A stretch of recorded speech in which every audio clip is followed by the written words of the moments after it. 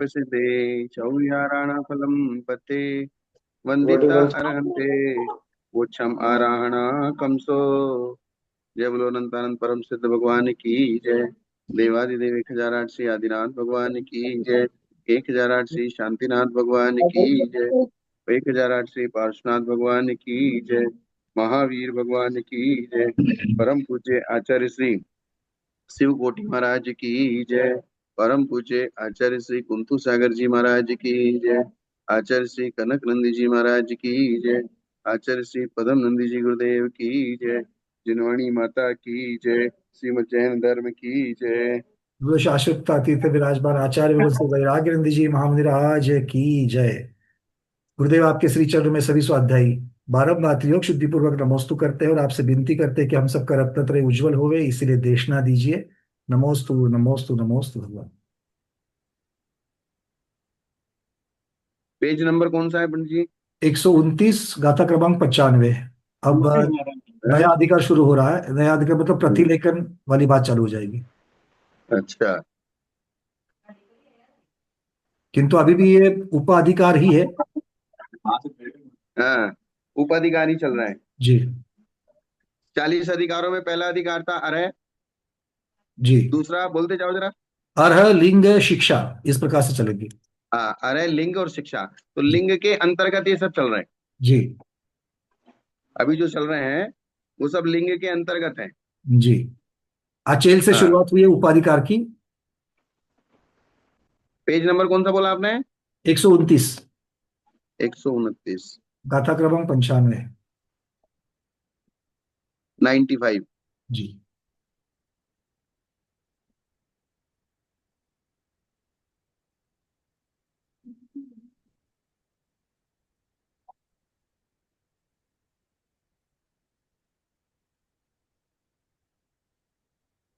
आज थोड़ा सा 2 मिनट 5 मिनट लेट हो गया मैं। कोई बात नहीं गुरुदेव, कहीं ना कहीं तो आपका या तो विधान चलता होगा या तो कहीं संलेखना होगी। बस ऐसा ही कुछ तो होगा। ये विशिष्ट शरीरता का प्रकरण समाप्त हो गया। जी अर्थात शरीर से ममत्व का त्याग। तो शरीर से ममत्व के त्याग के अंतर्गत इन्होंने अचेलता भी बता दिया और जो है केसलोच भी बता दिया। जी ये सारी चीजें अलग अलग अलग अलग उन्होंने बता दी। अब आगे की गाथा आई प्रतिलेखन, पिछी। क्योंकि लिंग के अंतर्गत ही पिछी था, ये लिंग के अंतर्गत है ना। तो लिंग की उन्होंने विशेषता बताई थी कि पिछी हो, केसलोच किया हुआ शरीर हो, नग्न शरीर हो और शरीर से ममत्व का त्याग हो। ये लिंग के अंतर्गत बताया था। जी। कमंडल को नहीं लिया था इसमें इनफैक्ट। हाँ, कमंडल को नहीं लिया था। तो अब पिछी के लिए ये गाथाएं बता रहे हैं कि शरीर में साथ में पिछी होना जरूरी है। इरियादान निखेवे विवेक ठाणे निशीणे सैणे उवत्तण परिवत्तण पसारणा उंटणा मरसे। गमन में, ग्रहण करने में, रखने में, मल त्याग करने में, मल त्याग करने के स्थान में, बैठने में, शयन में, ऊपर को मुख करके सोने में, करवट लेने में, हाथ पैर फैलाने में और हाथ पैर को संकोच करने में और स्पर्शन में। मतलब आप किसी भी चीज को हाथ लगा रहे हो, छू रहे हो, तो छूने से पहले देखना या परिमार्जन करना जरूरी है। जी तो स्पर्शन करने में पिछी से परिमार्जन करना चाहिए। अब गमन करने में पिछी से परिमार्जन कैसे होगा? गमन करने में गुरुदेव जहां पर मिट्टी आदि जो बदल जाती है या फिर धूप से छाव में जा रहे हैं, छाव छाव से धूप में जा रहे हैं, इस प्रकार से। वो शरीर से, उस शरीर का परिमार्जन करना है। जी या चलते चलते कोई जीव जंतु आके एकदम से बैठ गया शरीर पे, तो उसको हाथ से नहीं हटाना। क्योंकि प्रत्येक कदम को रखते हुए प्रत्येक कदम के ऊपर तो पिच्छी नहीं लगाई जा सकती। जी और अगर कहीं जैसे रास्ते में चल रहे हैं तो कोई बहुत ज्यादा चींटी जीव जंतु दिखाई दे रहे हैं, तो फिर उनको इतने हैं कि हटाया नहीं जा सकता, तो फिर पीछे से हटा के चलने का रास्ता बना के जाना पड़ेगा। जिसका जिसके साथ संबंध होता है वह दूर होते हुए भी उसका होता है। ये न्याय है। जी। जिसका जिसके साथ संबंध होता है, दूर होते हुए भी वो उसका होता है। अगर संबंध है तो दूर पास कहीं पर भी हो, संबंध है तो वही उसका ही है। हाँ, इस क्रम के अनुसार प्रतिलेखन के दूर होते हुए भी यहाँ उसके साथ संबंध लगाना चाहिए।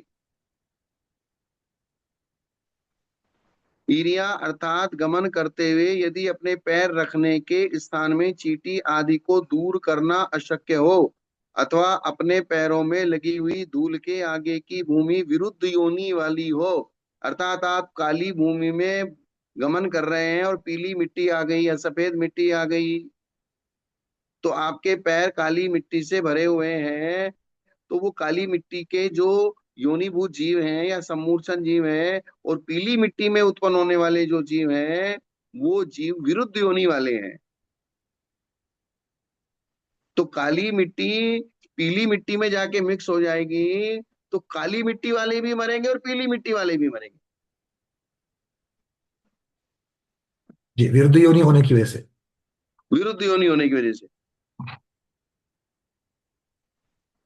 जैसे आपने एक कुएं का पानी दूसरे कुएं में डाला, तो उसमें जो समूर्छन जीव हैं वो दोनों ही मरेंगे। जी। वो जो जीवानी आपके उसी। लोटे में पानी था वो भी मरेंगे, और जिस कुएं में डाला वो उसका असर जहां तक जाएगा वो भी मरेंगे। इसलिए जीवानी उसी सोर्स में करनी चाहिए जहां से आया है। हाँ, तो इसलिए उस पानी को आप उसी जगह डालिए। इस क्रम के अनुसार ये हो गया। विरुद्ध योनि वाली हो, यदि जल में प्रवेश करना हो तो पिछी से त्रषादी जीवों को दूर करना चाहिए। मान लीजिए कहीं बीच में नदी आ गई या कोई बहता हुआ पानी आ गया, बड़ा नाला आ गया, तो फिर उसमें उसमें उसके अंदर प्रवेश करके उसको पार करना पड़ेगा। तो फिर आप अपने पैरों से पहले पिछी से पैर में लगी हुई मिट्टी को या त्रषादी जंतुओं को दूर कीजिए। पीछे से उस देश का पैर आदि का परिमार्जन करके चलना। ज्ञान और चारित्र के साधन पुस्तक कमंडलू आदि को ग्रहण करते समय, ज्ञान का साधन पुस्तक, चारित्र का साधन पिछी कमंडल। और कमंडल। पिछी की तो बात ही चल रही है तो इसलिए कमंडल लिख दिया इन्होंने। ज्ञान का साधन पुस्तक, चारित्र का साधन कमंडल आदि। क्योंकि शुद्धि के बिना चारित्र के पालन में जो विशुद्धि आनी चाहिए वो विशुद्धि नहीं आएगी। द्रव्य शुद्धि हुए बिना अगर शरीर पे कहीं मल आदि लगा हुआ है, द्रव्य शुद्धि नहीं होगी, तो मन का विकल्प वहीं दौड़ता रहेगा।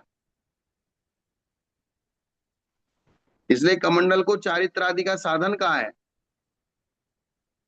या उन्हें ग्रहण करते समय या उन्हें रखते समय जो वस्तु रखें और जहां रखें, वो दोनों को देखना है। वस्तु और क्षेत्र दोनों को।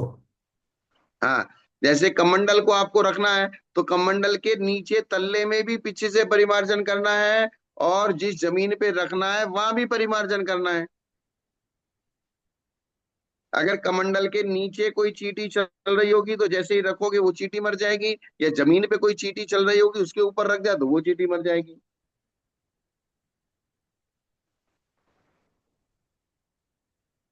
उन दोनों का परिमाण पीछी के द्वारा उन्हें झाड़ना चाहिए।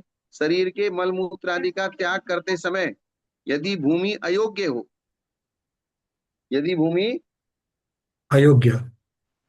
अयोग्य हो तो उसका प्रमार्जन करना चाहिए। और योग्य भूमि है तो चक्ष तो इसलिए सर्वथा पिछी से ही परिमार्जन करना चाहिए, ऐसा भी नियम नहीं है। फिर वहां क्या? पर दूसरा साधन क्या है परिमार्जन का?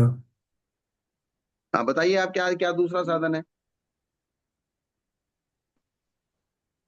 क्योंकि पिंची है कि एक तो, क्योंकि बाकी हाथ आदि से करेंगे तो बहुत सूक्ष्म जीव है तो वो तो खराब, तो उसको तो हाथ से नहीं कर सकते।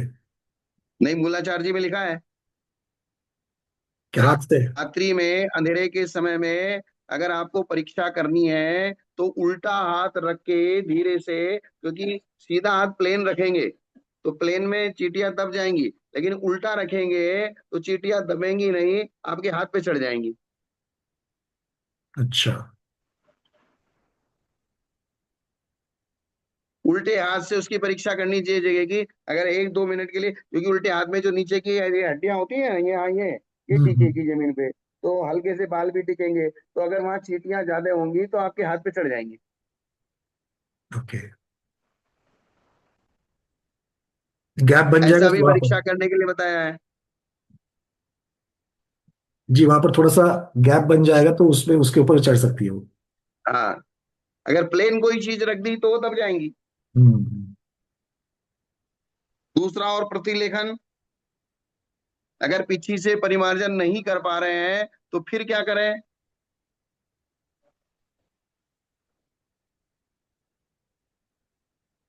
नहीं गुरुदेव, ये तो आपको ही बताना पड़ेगा, पीछे धारी तो अभी तक आप ही है। हम लोग ने पीछे नहीं लिए है। मतलब ये सारी हैं? चीजें इसलिए पढ़ रहे हैं क्योंकि पीछे लेने के बाद क्या क्या करना है यही तो सीख रहे हैं। तो उसमें हमारे यहाँ शास्त्र में एक शब्द आया, चक्षु प्रतिलेखन। मैंने ओके। पहले ही चर्चा की थी। जी जी जी, ये शब्द आया है पहले। पहले चर्चा की थी ना, ध्यान में आया आपके? जी, चक्षु प्रतिलेखन शब्द आया पहले, आपने बताया था ये। हाँ, तो चक्षु आपके से पिछली प्रतिलेखन और चक्षु भी प्रतिलेखन है। शोधन करना तो आंखों अर्थात से नहीं कर सकते। जब आप विहार करते हैं तो 4 हाथ जमीन देख के चलते हैं, हर कदम पे पीछे से परिमार्जन करके नहीं चलते हैं। जी। तो वो भी परिमार्जन है। हाँ। अच्छा। हाँ, ठीक ठीक ठीक। हाँ हाँ, ठीक ठीक। हाँ हाँ। उधर सौरभ नंदी महाराज है, या ऑफिस ऑफिस। हाँ, ऑफिस में आदमी बैठा है ना, करवा। ठीक ठीक, इनकी समाधि चल रही है। हाँ हाँ, लगाओ लगाओ, कोई बात नहीं, कोई बात नहीं। आपका स्वागत है, चलो कलकत्ता से। हाँ, कलकत्ता के बहुत लोग जुड़े हुए हैं जूम पे। आचार्य भगवान, हाँ जी, वो बोलिए। चार हाथ का जो चार हाथ जो आंख से देखने का था कि चार चार दिमाग में उद्देश्य होना चाहिए कि किसके लिए जा रहा है धूप में, मतलब सूर्योदय के बाद, या उद्देश्य उद्देश्य शुद्धि। ये चार हाथ आंख, ये चार हाथ जमीन का आता है कि कि चार उद्देश्य से लेके चलना चाहिए विहार करते समय, या तो कहीं। नहीं, विहार का उद्देश्य तो उद्देश्य की जगह है ही, कि आप हाँ निरुद्देश्य गमन नहीं करेंगे। हाँ। बिना उद्देश्य के तो आपका गमन होगा ही नहीं, लेकिन उसमें उद्देश्य तो मन में रहता है। हाँ उद्देश्य मार्ग मन में उसमें। रहेगा, लेकिन जो गमन करने की विधि है, हाँ गमन करने में आपको 4 हाथ देख के चलना है। धूप से छाया में जाना है तो पीछे से शरीर का परिमार्जन करना है। विरुद्ध योनि वाली मिट्टी में जाना है तो परिमार्जन करके जाना है। और अगर सड़क पे ज्यादा जीव जंतु हैं और पैर रखने की भी जगह नहीं है, इतनी चींटियां हो रही हैं, तो फिर पीछे से परिमार्जन करके जाना है। और अगर रोड साफ है तो फिर आप आंखों से ही परिमार्जन करके चलते जाइए। अच्छा। हमने अभी एक प्रश्न उठाया था, बोलो चार हाथ जमीन का, ऐसा नहीं है, चार हाथ चार उद्देश्य होना चाहिए। प्रकाश होना चाहिए, आप कहाँ जा रहे हो वो होना चाहिए, और मार्ग शुद्धि होना चाहिए। ये वो चार तो चार मन, वो आपके मानसिक उद्देश्य हैं। हाँ, जी वो भगवान। व्यवस्था किसमें है? मानसिक उद्देश्य में। जी कि भगवान, जी भगवान। आपको, आप एक आपका जो साधु का गमन होता है, या तो तीर्थ क्षेत्र की वंदना के लिए होता है, या किसी साधु की समाधि हो रही हो उस लिए होता है, दूसरा कारण। ये तो तीसरा उद्देश्य शुद्धि कारण होगी। है, तो उद्देश्य शुद्धि होगी, मार्ग शुद्धि मतलब जमीन प्राश्य होना चाहिए, प्रकाश होना जमीन चाहिए। प्रासुक होना चाहिए, अर्थात उस जमीन में किसी प्रकार से अप्रासुकता ना हो।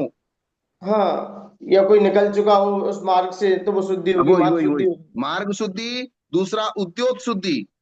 उद्योग शुद्धि, हाँ। हाँ, उद्योग शुद्धि, मार्ग, अब तो मार्ग शुद्धि, उद्योग शुद्धि, और तीसरा उद्देश्य शुद्धि। उद्देश्य। उद्देश्य शुद्धि। हाँ, तो उद्देश्य क्या है आपका, उद्देश्य शुद्ध होना तो चाहिए, उद्देश्य ये क्या? नहीं कि उद्देश्य में ये प्रकरण आएगा उद्देश्य में, कि आपका उद्देश्य गमन तीर्थ क्यों क्षेत्र हो की रहा है। वंदना करना आदि। हाँ, या जिन जिन ये शास्त्र की उद्देश्य प्रभावना शुद्धि में करना। आएगा। हाँ, एक और और फिर एक चौथा, मुझे एक थोड़ा सा समझ में नहीं आ रहा, वो एक बताया जाता है मार्ग उद्योग, उद्योग उद्देश्य और मार्ग शुद्धि एक और है, वो थोड़ा सा चौथे प्रकट नंबर का नहीं। एक और है, उसको ध्यान लगाओ थोड़ा सा।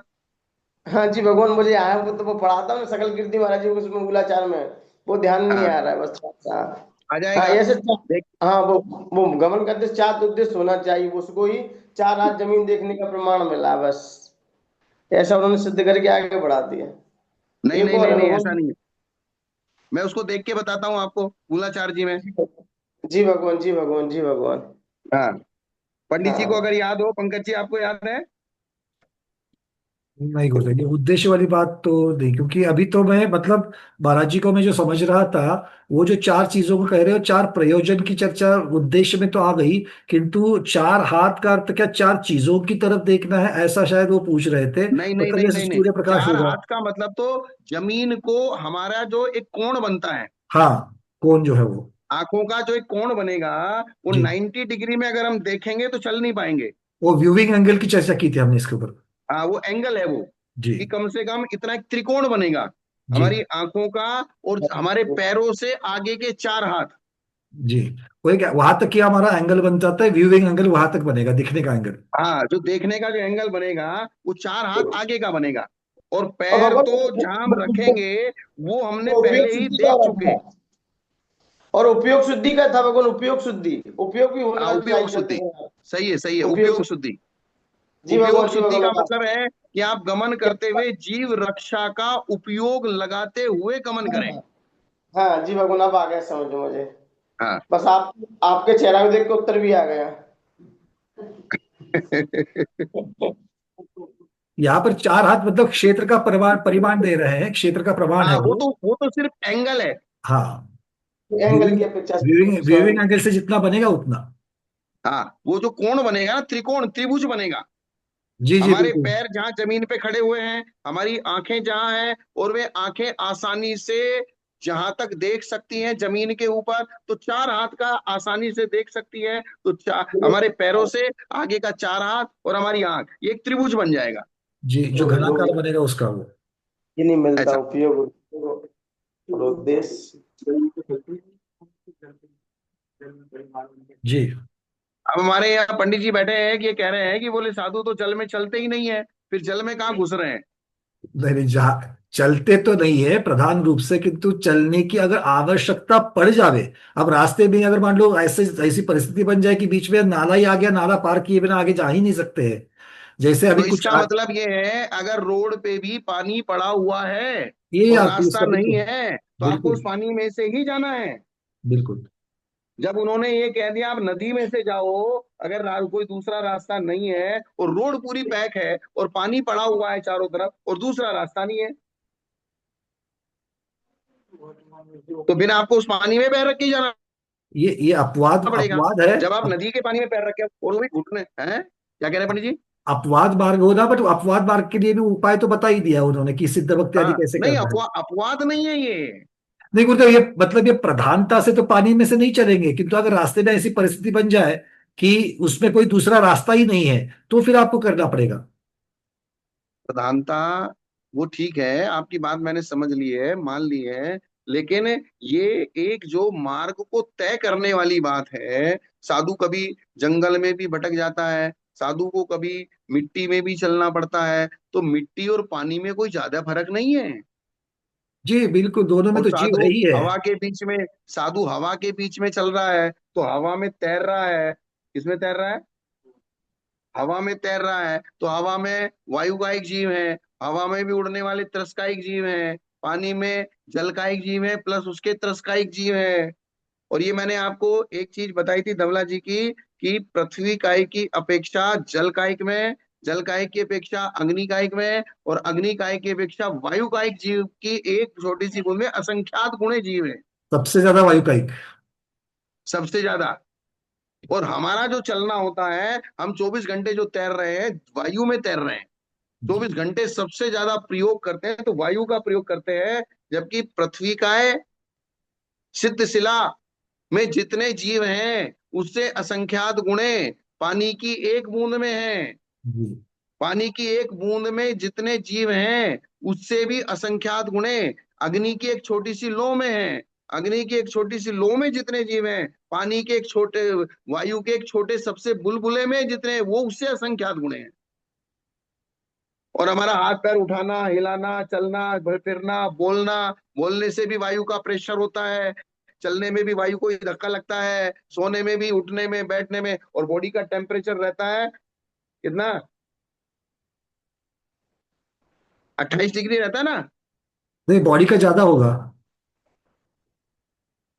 फ़ारेनहीट में तो 76 क्या 78 है, मतलब 36 डिग्री हो 37, जाएगा। 36, 36। 37, हाँ, 36, 37 हो जाएगा। 36, 37 बॉडी का टेम्परेचर रहता है। और जो आपका बॉडी का टेम्परेचर है ना, इस बॉडी टेम्परेचर में कोई भी वायु का एक जीव आके आपकी बॉडी को टच करेगा, वो मरने ही वाला है। मर जाएगा बिल्कुल।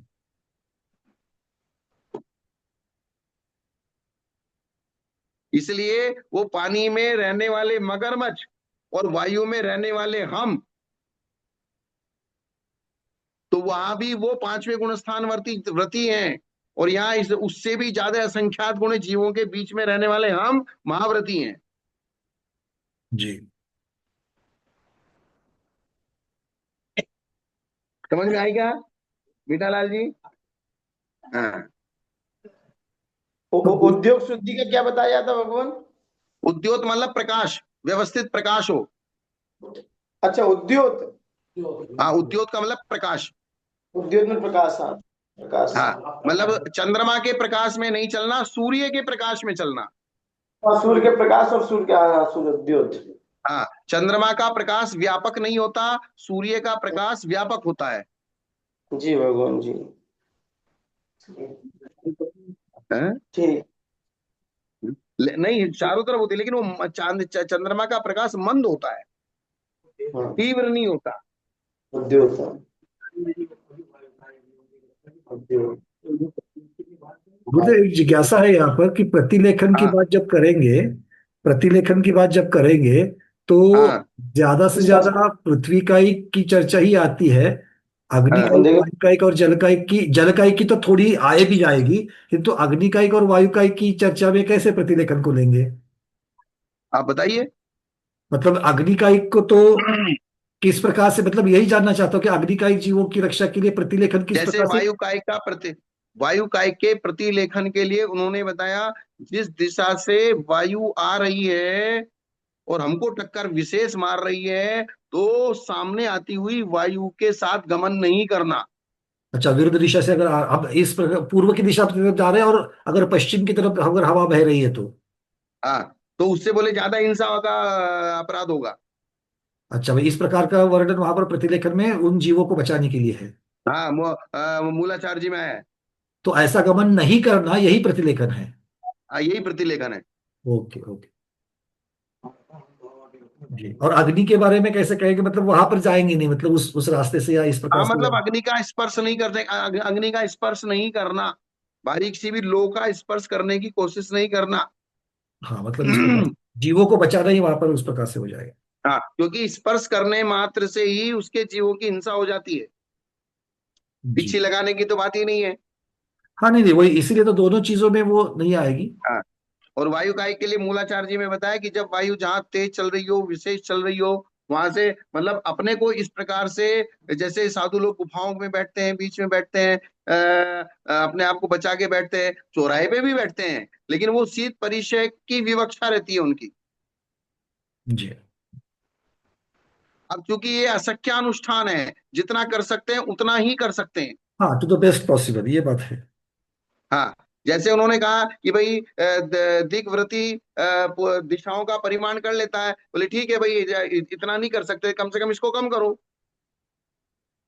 इसलिए साधु को कोई भी गमन आगमन करना निरुद्देश्य नहीं करना, बिना मतलब घूमना फिरना नहीं, बिना मतलब बोलना नहीं, क्योंकि बोलने से हवा के प्रेशर से, क्योंकि बिना हवा के प्रेशर के मुंह से शब्द कैसे निकलेंगे? जी। तो इसलिए निरुद्देश्य, जिसका कोई मतलब नहीं, बैठे हैं फालतू चर्चा कर रहे हैं, फालतू बातें कर रहे हैं, इस प्रकार से इधर उधर घूम रहे हैं। अगर हमने ये समझ लिया कि हमारे हाथ पैर हिलाने मात्र से भी, इसलिए तो कहा साधु को निश्चल होना चाहिए, निश्चल मति। शरीर का भी कंट्रोल होना चाहिए, वचन का भी कंट्रोल होना चाहिए, मन का भी कंट्रोल होना चाहिए। नहीं तो आपका अहिंसा व्रत पलना मुश्किल हो जाएगा।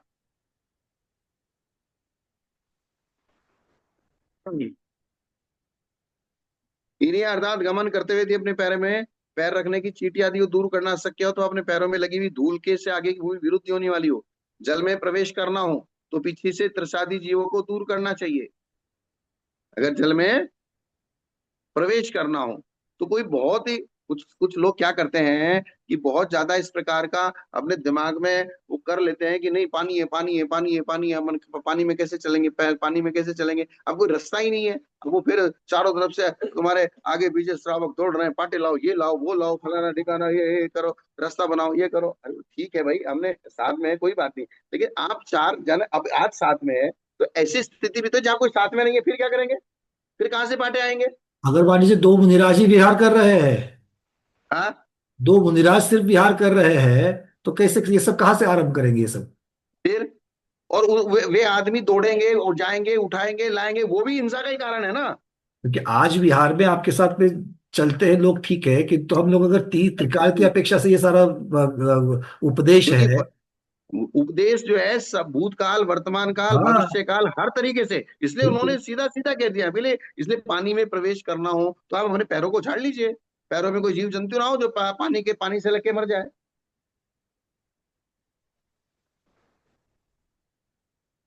वो सर्वथा एकांत ज्ञान यही तो दुखी करता है, विवक्षा से रहित ज्ञान दुखी कर जाता करता है। जी। शरीर के मल मूत्र आदि का त्याग करते समय यदि भूमि अयोग्य हो तो उसका प्रमार्जन करो।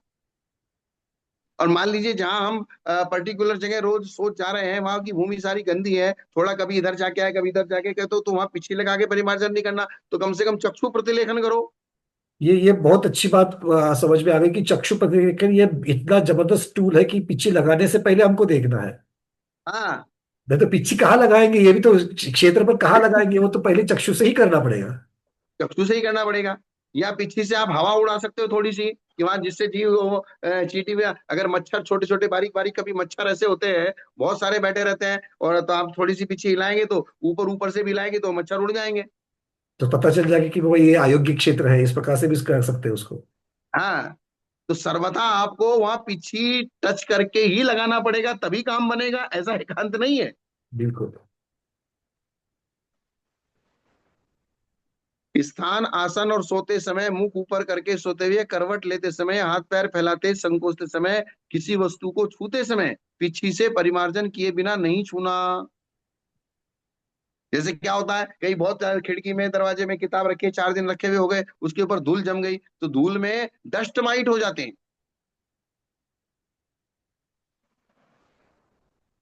क्या हो जाते हैं?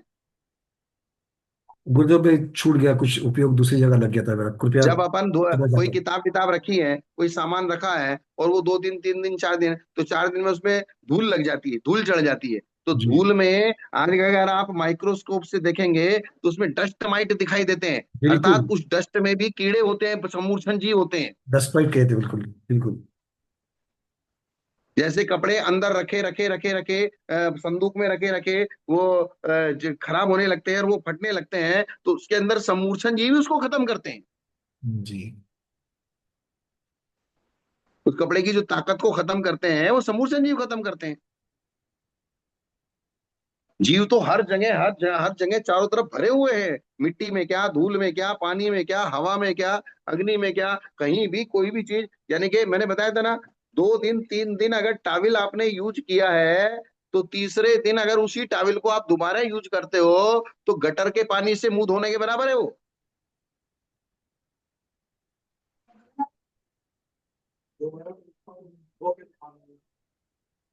क्या? इतने इतने जीव उसमें आ गए, मतलब सही इतने बात। समूर्छन जीव उसमें उत्पन्न हो जाते हैं। जितने आपके टॉयलेट के फर्श के ऊपर जीव नहीं होते, उससे ज्यादा जीव उस टॉवल में हो जाते हैं। ठीक है, धो के सुखा दिया, आज आज आज टॉवल यूज कर लिया, फिर शाम को यूज कर लिया, फिर सुबह यूज कर लिया, तो रोज थोड़े धो लिया। इसलिए वस्त्र को असंयम का अविनाभाव कहा है। बिल्कुल, ये सिद्ध ही हो जाता है यार। क्या? वस्त्र को असंयम का अविनाभावी। वस्त्र को असंयम का अविनाभावी कहा है, कि जहां वस्त्र है वहां असंयम है नियम से।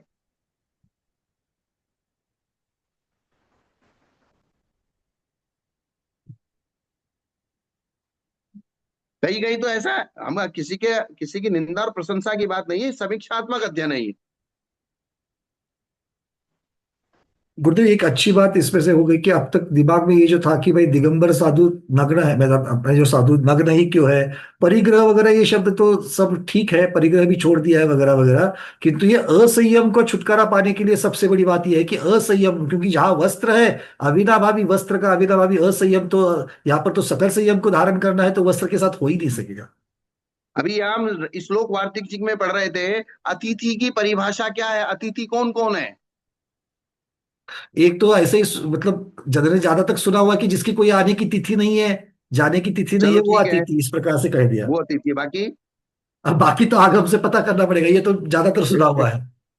भाई अतिथि ये तो शब्द से ही उसका अर्थ निकलता है, इसलिए वो चीज याद रह जाती है, लेकिन बाकी उसका कुछ भी याद नहीं रहता है। जी।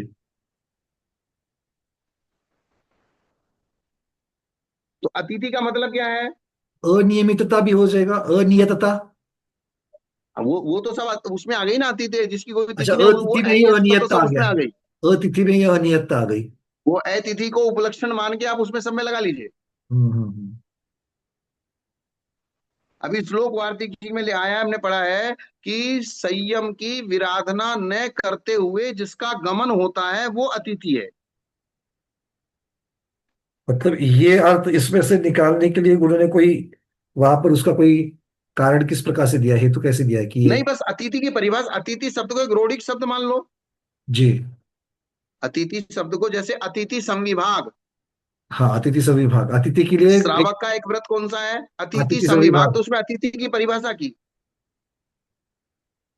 अर्थात जो रत्नत्रय का पालन करता है और संयम की विराधना न करता हुआ रत्नत्रय का पालन करता है, उसको अतिथि कहते हैं। अथवा जिसकी कोई तिथि निश्चित नहीं है वो अतिथि है। ये सेकंड चैप्टर। लेकिन मूल चैप्टर कौन सा? असंयम से बचते हुए या संयम के साथ रत्नत्रय का पालन करने वाला। हाँ, अर्थात जो संयम की विराधना न करते हुए रत्नत्रय का पालन करता है वो अतिथि है।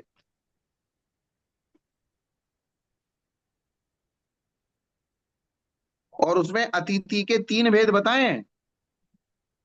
हाँ, उत्तम मध्यम जघन्य की अपेक्षा। हाँ, चौथे गुणस्थान वाला भी अतिथि है, जी। पांचवें गुणस्थान वाला भी अतिथि है, और छठे सातवें वाला तो है ही।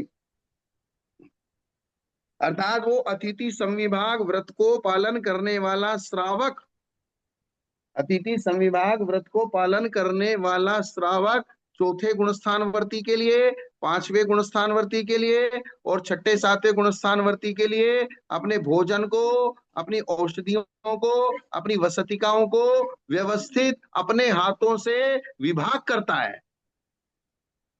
जी। क्या करता है?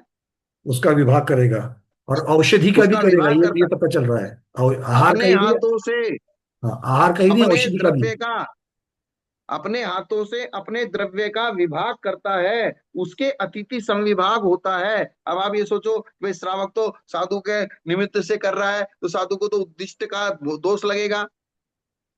नहीं, वो कैसे किसी पर्टिकुलर साधु के लिए थोड़ी कर रहा है। हाँ, ये तो साधु अवैध रूप से यहाँ पर लेना कि जिन जिन जो जो साधु है उन साधुओं के लिए। तो इस प्रकार से कहने का मतलब क्या हुआ, आप समझ गए ना बात को? जी जी जी, नहीं संविभाग में एक चीज, मतलब आहार का ही सिर्फ संविभाग नहीं, औषधि का भी संविभाग कर सकते हैं और करना आहार का, चाहिए। औषधि का, वसतिका का, और भी। अब जैसे चौथे गुण स्थान वाले के लिए संविभाग करना है, तो वहां वस्त्रों का भी होगा, धन का भी होगा। जी। पांचवें गुणस्थान वाले के लिए करना है, जैसे भरत चक्रवर्ती ने किया था। यथा योग्य शब्द लगा देता हूँ यहाँ पर, मतलब वो हो हाँ, जाएगा। तो भरत भरत चक्र। अब चौथे गुण स्थान वाले के लिए विभाग अलग होगा, पांचवा गुण स्थान वाला व्रती है उसके लिए भी विभाग होगा, और छठे सातवें गुण स्थान वाले के लिए उसके लिए विभाग होगा। भरत चक्रवर्ती ने सोचा, ही तो सोचा भाई साधु संत तो सिर्फ आहार आदि लेते हैं, इसके अलावा और कुछ लेते नहीं है, तो उनका विभाग वैसे कर दिया। अब जो व्रती हैं उनको धन भी दिया, उनको जो है कन्याएं भी दिलाई, उनको जो है वस्त्र आदि भी दिलाए, जमीन भी दिलाई, जी, वस्त्र वसति का आदि सब आएगा वहां पर। उनको इनके लिए सब दिलाया। चौथे गुण स्थान वाला है तो उसके योग्य दिलाया। तो एक व्रती अतिथि संविभाग का व्रत का पालन करते हुए वो चौथे पांचवे छठे सातवें गुण स्थान सबके लिए विभाग करता है, तभी तो धर्म चलेगा। अगर वो विभाग नहीं करेगा तो ये तो धर्म चलेगा कैसे? जी। अगर आप अपना धन अपने ही पास में दबा के बैठ जाओगे तो धर्म चलेगा कैसे? तो बंटवारा तो करना ही पड़ेगा, देना ही पड़ेगा, विभाग करना पड़ेगा। नहीं तो बता दीजिए धर्म को चलने का सिस्टम कैसे चलेगा?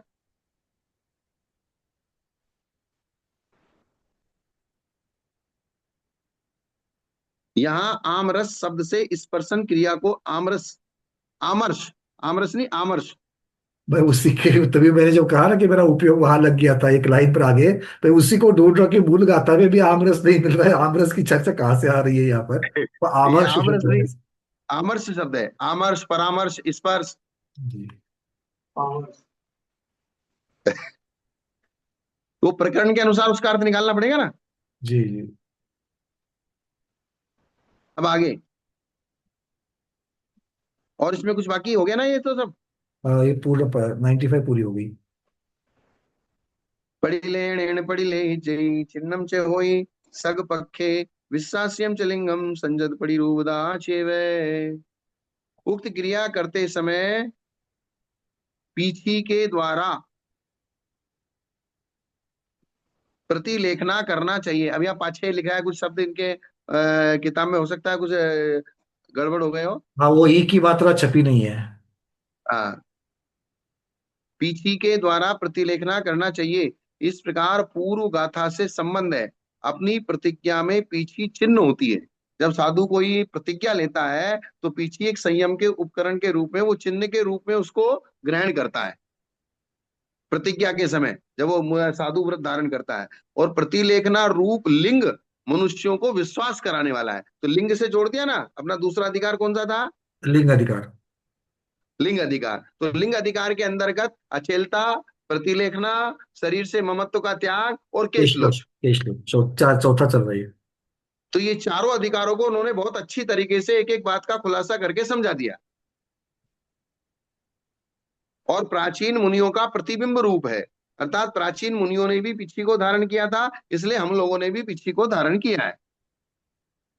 मुनि का पक्ष या प्रतिज्ञा सब जीवों पर दया करना है, अर्थात वो पिछी दिखा के ये महसूस कराता है कि जब हम बारीक से बारीक जीवों की भी हिंसा नहीं करते हैं तो इसीलिए हमने ये पिछी का धारण की है। कोई पूछे तुमने पिछी का धारण क्यों की है, इसका क्या उपयोग है, क्या मतलब है? अर्थात ये करुणा दया का प्रतीक है। मैंने आपको बताया था कि जब एक जैनी आदमी कोर्ट में, जिसको जबरदस्ती फंसा दिया गया था और बहुत दुबला पतला था, उसने जब कोर्ट के मजलिस पे खड़े होके पानी मांगा, और पानी मांगा तो गिलास में पानी लाया, उसका छने हुए पानी पीने का नियम था, तो छना हुआ उसने कोई ये प्रक्रिया कोई जानबूझ के नहीं की थी, सहज रूप से की थी। तो उसने अपनी जेब से रूमाल निकाला और रूमाल को गिलास के ऊपर रखा और फिर उसको ऐसे पानी पी लिया। तो जज साहब ने पूछ लिया, बीच में उनके मन में शंका आ गई, भाई तुमने ऐसा क्यों किया? जी कि बोले हमारे यहाँ जैन धर्म में हम पानी छान के इसलिए पीते हैं क्योंकि पानी में असंख्यात जीव होते हैं, उनको उनसे बचने के लिए हम लोग इस प्रकार का प्रयोग करते हैं। तो ये बात जज साहब को चुभ गई कि बोले जो आदमी, जो इंसान एक पानी के अंदर रहने वाले सूक्ष्म जीवों का घात नहीं करना चाहता, वो इतने बड़े मर्डर को कैसे करेगा? इसी बेस पे उसको रिहाई कर दिया। जिसको हम आजकल के लोग जेब में कंघा रखना तो अपना शान समझते हैं, लेकिन जेब में छन्ना रखना ये अपनी हिमाकत समझते हैं। जी, शर्म की बात सोचते हो। हमारी जेब में कंघा मिलेगा, लेडीज के पर्स में उनके सारे लिपस्टिक पोतने के सामान मिलेंगे, लेकिन उसके पर्स में एक छन्ना नहीं मिलेगा। वो अपने आप स्वाध्यायों को को किसी के बीच में है। स्वाध्यायों को बोल रहा हूँ मैं, अंजन, आंखों में अंजन लगाया जा रहा है। दृष्टि हाँ। निर्मल हो रही कि नहीं हो रही है? अब दृष्टि निर्मल हो रही है तो उसका उपयोग भी आचरण में करना चाहिए। और उसको अगर किसी शादी में भी गए ना, अगर वहां छना हुआ पानी नहीं है, तो आप अपनी जेब में से छन्ना पानी निकाल के छान के पीने में हर आदमी अपनी वो समझता है कि ये बैकअप डेट है ये। ऑड मैन आउट हमको समझा जाएगा, हमारी हंसी उड़ेगी, ऐसा भी सोचते हैं। आवाज ऐसी उड़ेगी, हमारा ओड मैन होगा। ये नहीं समझ रहे कि हमारे जैन धर्म की प्रभावना होगी। कोई आदमी ये समझेगा कि दूर से खड़ा हुआ भी बोले ये जैन है, पानी छान के पी रहा है। आई सुन।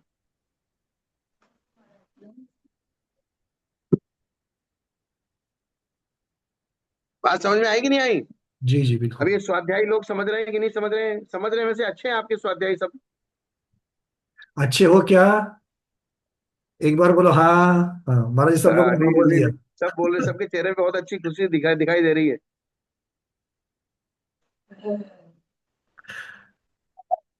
मतलब पानी छने चाहे ना छने, ये मैटर अलग है। जी, प्रभावना बहुत महत्वपूर्ण है। लेकिन आप अपने आप को ये दिखाइए कि हम एक जैन है, और चलता फिरता आदमी कहीं भी किसी भी सड़क पे चौराहे पे अगर पानी का छन्ना आपने लगा लिया अपने बर्तन के ऊपर, तो कोई भी देखने वाला आदमी ये समझ जाएगा कि ये जैन है। इतना ही हमारे लिए काफी है। लोग लोग सोचते हैं कि हमको जो है, हम किसी को पूजा का नियम देते हैं, बोले बाहर पर कहीं जाऊंगा तो वहां की छूट और घर घर में। अरे तू घर में छूट ले ले, लेकिन बाहर की छूट मत ले। क्या? बिल्कुल, ऐसे प्रसंग बहुत बार आते हैं गुरुदेव की। लेट इवनिंग में भी कभी कभी काम करना पड़ता है, तो कोई बोलता है 5 बजे की मीटिंग रख दी, तो 5, 5:15 की मीटिंग, तो हम बिल्कुल बोल देते हैं नहीं भाई, आप हमारा तो वो भोजन का समय है भोजन। तो ऊपर से हम बताते हैं कि हम जैनी है, हमारा भोजन का समय सूर्यास्त के पहले है। तो सिर्फ हमारा भोजन का समय सूर्यास्त के पहले से ऐसा नहीं, हम जैनी है ऐसा बता करके बताते, ताकि वो हाँ। जैनी शाम को सूर्यास्त के पहले भोजन करता है, ये बात अजैनों तक भी जानी चाहिए। तो इस प्रकार किसी से अजैन की शादी में अगर हमको जाना पड़े है, और उसने बेचारे ने ये सोचा कि मैंने 10-5 जैनियों को निमंत्रण दिया है, तो उसके भोजन की व्यवस्था उसने सूर्यास्त से पहले कर दी है, और जैनी आदमी वहां पहुंचा, और उसके उसको ने कहा कि भाई तुम्हारे भोजन की व्यवस्था तो मैंने जल्दी कर दी, क्योंकि तुम जैनी लोग रात को खाते नहीं होगे। तो उन्होंने कहा नहीं, हमारे तो सब चलता है। बड़ी बड़ी एयरलाइंस कंपनियां भी, अब वो एक अलग मुद्दा है एयरलाइंस का खाना खाने का, किंतु एयरलाइंस की, मतलब जो भारत की एयरलाइंस नहीं है, अरब हाँ। एयरलाइंस है, या फिर जो यूरोप की एयरलाइंस है, सिंगापुर की है, सबके उसमें डाइट में अगर देखेंगे तो जैन खाना मिलता ही मिलता है। मतलब वहां एक स्पेशल प्रोग्राम रखा गया है भी जैन खाना। पर गुरुदेव एक बात यहाँ पर, एक बात मैं बिल्कुल नमूद करना चाहूंगा, इनमें ज्यादा श्रेय जो है, ये ज्यादा श्रेय श्वेतांबरों का है। उन्होंने बस। जिस प्रकार से, हम दिगंबर अभी भी शर्माते इन चीजों के ओपनली बोलने के लिए, श्वेतांबर बिल्कुल शर्माते नहीं इस चीज के लिए। अरे श्वेतांबर, हमारी माता जी श्वेतांबर धर्मशाला में ठहरी, जी यहाँ से शिखर जी से बिहार करके। और उस दिन, जिस दिन वो वहां धर्मशाला में ठहरी, उस दिन अष्टमी थी। जी वहां के जो कर्मचारी थे वो वहां चौके के सामने आके खड़े हो गए, बोले आज अष्टमी है, हमारे धर्मशाला में हरी सब्जी नहीं बनेगी। बिल्कुल। क्या? मतलब उनका क्या उसकी बात नहीं है, उनका जो कंट्रोल है। वो बहुत, वो इतनी इतनी सक्रियता से उसका पालन करते हैं कि वही धर्म प्रभावना है, बिल्कुल धर्म प्रभावना यानी कि अभी 500 लोग उनकी श्वेतांबर धर्मशाला में ठहरे, तो वहां 6 बजे का नियम है, 6 बजे के बाद आप थाली नहीं लगाओगे। कुछ भी हो जाए नहीं लगाते वहां पर। तो आप कुछ भी हो जाए, चाहे कैसा भी करो, आपकी वहां थाली नहीं लगेगी। वो आप कहोगे नहीं, मेरे 5 लोग रह गए, 10 लोग रह गए। आपकी ब्याह शादी में धर्म के और सामाजिक खानों में 6 के 8 बजते हैं रात के, फिर भी लोग खाते रहते हैं।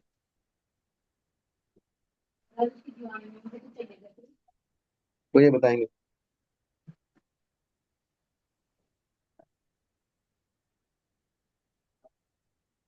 बात समझ में आएगी नहीं आई?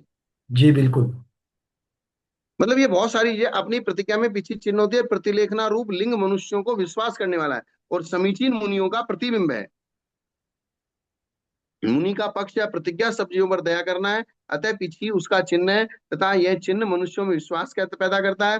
कि जब यह मनुष्य अति सूक्ष्म कीट आदि जीवों की रक्षा के लिए भी पिच्छी लिए हुए घूमता है, तो हमारे जैसे बड़े बड़े जीवों को क्यों बाधा पहुंचाएगा।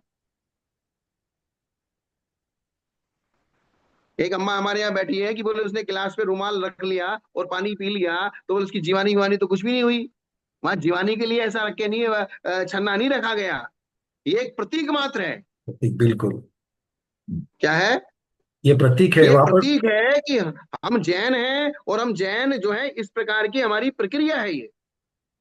देखो, घर में तो सारी चीजें बन सकती है, किंतु जब बाहर रहेंगे, यात्रा में, प्रवास में रहेंगे, तो जो बाकी के व्रती है, जो प्रतिमाधारी आदि है, वो तो पानी नहीं पिएंगे, किंतु जो साधारण हमारे जो चतुर्थ गुण स्थान व्रती है या पहली प्रतिमाधारी आदि है, तो वो तो साथ में लेके गया, वो जो पानी है वो भी अगर प्रासुक नहीं रहा तो भी उसको छान करके ही पीना।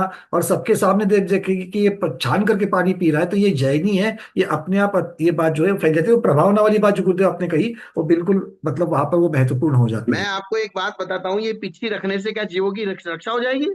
अब ये प्रतीक और ये जो मुद्रा उससे बन रही है, वो मुद्रा ही उसकी पिछ प्रभावना कर रही है। बिल्कुल ठीक, पिच्छी बिल्कुल। रखने से जीवों की रक्षा हो जाएगी क्या, ये बताओ पहले मुझे। नहीं, नहीं, नहीं, नहीं, नहीं, बिल्कुल नहीं। रखने सर्वथा मात्र से जीवों नहीं की रक्षा होगी। हो जाएगी? रखने मात्र से नहीं होगी। नहीं, पिच्छी को हमने लगा भी लिया, पिच्छी को रखने में भी हिंसा है, पिच्छी को घुमाने में भी हिंसा है। जीव तो सर्वत्र हैं, पृथ्वी जल अग्नि वायु वनस्पति। तो ये सामने वाले जो मिथ्या दृष्टि हैं, असंयमी हैं, जो धर्म को नहीं समझते हैं, तो उनके लिए ये एक प्रतीक चिन्ह हो जाता है कि ये बारीक बारीक जीवों की भी रक्षा करने के लिए इस पिच्छी को धारण किए हुए हैं। आ रहा हूँ, 5 मिनट में आ रहा हूँ, पीछे आ रहा हूँ। समझ में आई ना? जी, तो ये पिच्छी अगर हम अपने सिद्धांत की तरफ जाएं, तो क्या पिच्छी मात्र से या पिच्छी को लगाने मात्र से जीवों की रक्षा हो जाएगी? हम बोल रहे हैं, आपके पास आवाज जा रही है, मैं यहाँ बोल रहा हूँ, और ये आवाज जितने 250 लोग बैठे हैं, उन 250 लोगों के वहां, तो ये तो सब जगह चारों तरफ से अब हवा का प्रेशर बन रहा है, वायु का जीवों की हिंसा हो रही है, सब हो रही है, तो पिछी क्या करेगी इसमें? ये हम अभी यहाँ बैठे, ये तो 2,500 वर्ष पहले यही बात तो गौतम स्वामी ने महावीर भगवान को पूरी। हाँ। उठू तो भी हिंसा, बैठू तो ही हिंसा, कैसे क्या करूं, गर्दन हिलाऊ तो भी हिंसा। तो, तो फिर ये सब हिंसा होते हुए फिर भी हम महाव्रती हैं। अगर जैन धर्म के बारीक सिद्धांतों को समझेंगे, तो फिर हिंसा ही हिंसा दिखाई देगी चारों तरफ से। फिर भी उन्होंने कहा अहिंसा देखो, अहिंसा भी है, सिर्फ हिंसा ही हिंसा नहीं है। तो इसलिए उन्होंने पृथ्वी को सिर्फ और सिर्फ जीव रक्षा के लिए नहीं बताया। एक चीज, नई चीज क्या बताई?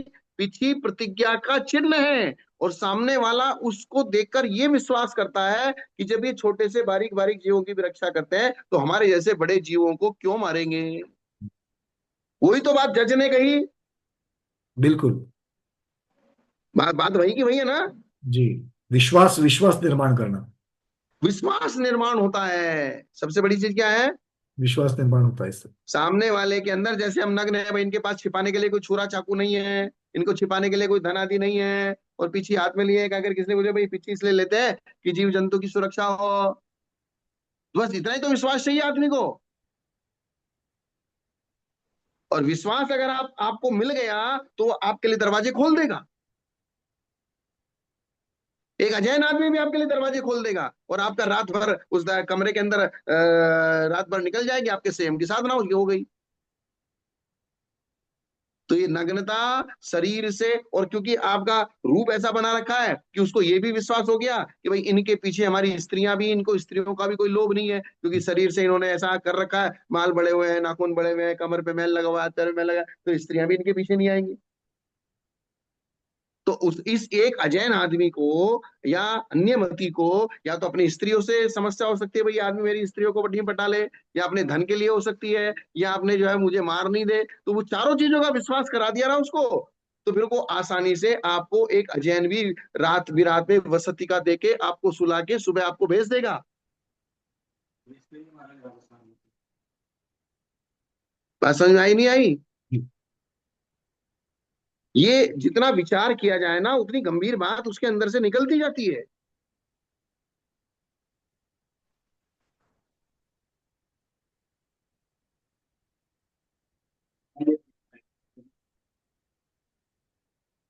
अतः पीछी उसका चिन्ह, ये हो गया ना। तथा पीछी धारण करने से प्राचीन मुनियों का जो रूप था उसकी छाया वर्तमान मुनियों में आ जाती है। अर्थात पीछी धारण करने मात्र से उन उनके साथ, प्राचीन मुनियों के साथ आपका लिंक जुड़ जाता है। क्या हो जाता है? लिंग जुड़ जाता है, आप उसी उसी कैटेगरी में आपको रखा जाता है, उसी समूह हाँ, में उसी आपको रखा जाता कैटेगरी में आपको रखा जाता है। वो लिंक जुड़ जाता है, आपके अंदर भी अहोभाव आता है और सामने देखने वाले के अंदर भी अहोभाव आता है। फिर वो जाति पाति का भेद खत्म हो जाता है। फिर एक खंडेलवाल भी अग्रवाल की पूजा करता है और अग्रवाल भी खंडेलवाल की पूजा करते हैं, भले ही वो घर में रहते हैं तो अग्रवाल खंडेलवाल के घर को नहीं देखता। फिर वो अग्रवाल खंडेलवाल अलग अलग हो जाते हैं। फिर वो ये रहता है साधु है। हाँ, मैं तो देखा तुमने अग्रवाल खंडेलवालों की क्या दशा है समाज में। उधर उधर उदयपुर उदयपुर की साइड में जाओ तो उमड़ और नागदा। हाँ, नागदा अग्रवाल जैसे और उमड़ खंडेलवाल जैसे। गुजरात में जाओ तो रायदेश और बेतालीस। कर्नाटक में जाओ तो चतुर्थ और पंचम। महाराष्ट्र में जाओ तो सेतवाल और खंडेलवाल। है। सबके अविनाभावी बने हुए होते हैं। गलत कह रहे हो क्या पंडित जी? बिल्कुल ठीक है, बिल्कुल ठीक। मैं तो प्रैक्टिकल सब जगह गया हुआ हूँ ना। तो ये बात सही है कि ये भी साधु का भी पूर्वाश्रमी में कौन, तो ये देखा जाता है। हाँ, और आजकल तो वैसे भी साधु लोग एमपी में जाओ तो पोरवाल और वो गोला ला रहे। और फिर जिस जाति का साधु है, बहुत सारे लोग उस जाति के साधु अगर वो आ जाए उनकी विशेष पूजा भक्ति करते हैं, बोले हमारी समाज का साधु है।